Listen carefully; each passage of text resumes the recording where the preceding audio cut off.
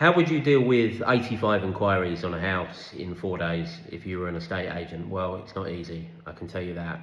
The great news when you get that many inquiries is that you know it's going to be a sale and the owner is obviously delighted, and you're probably going to get more money because you're probably going to have a bidding war on your hands. The negative, of course, is that it runs the risk of damaging your reputation as an agent, not because you've done anything wrong, but the volume of inquiries means that maybe your response time would be slower than usual. You may be not going to be able to get in touch with your other clients as often as you might like because you're completely overrun with this one particular property. And then the third and final thing, probably most important of all, is that you're going to have to disappoint an awful lot of people. At some point, you're going to have to make a decision about who to sell it to, and it's likely you're going to have numerous people bidding on the property.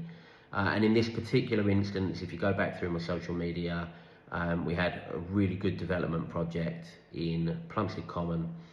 We had over 20 offers on the property within a week of listing it, and that's 19 people that you've got to let down. And some of them are cash buyers and developers. A couple of them were multi-millionaires. They sent us proof of funds, and they're not the kind of people that you often have to say no to. But unfortunately, you can't just keep going backwards and forwards between potential buyers all day, every day. You have to make a final decision at some point.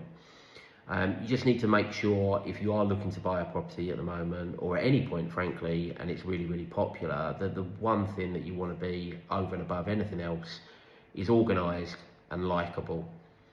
Two of the property developers that were interested in this property, they had the money and they were really, really good buyers. One of them couldn't be bothered to come and see the house. He said he didn't need to because he knew the area.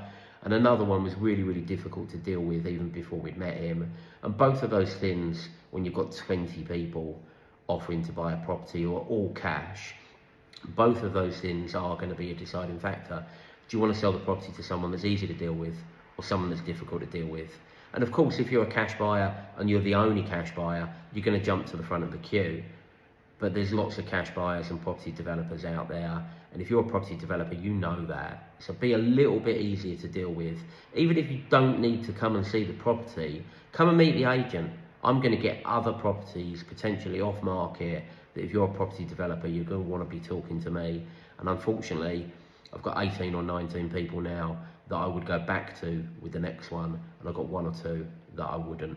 So yeah, having a really popular property, fantastic. The client's got probably about £12,500 more than they anticipated. It's been sold within a week. Myself and my colleague Dan have done a great job. The client's really, really pleased. And we've got a few little developers in the black book. We just need to get this transaction through now. And as I say, the one big learn for us to share with you is that if you're looking to buy a property and it's popular, make sure you as a buyer are likeable.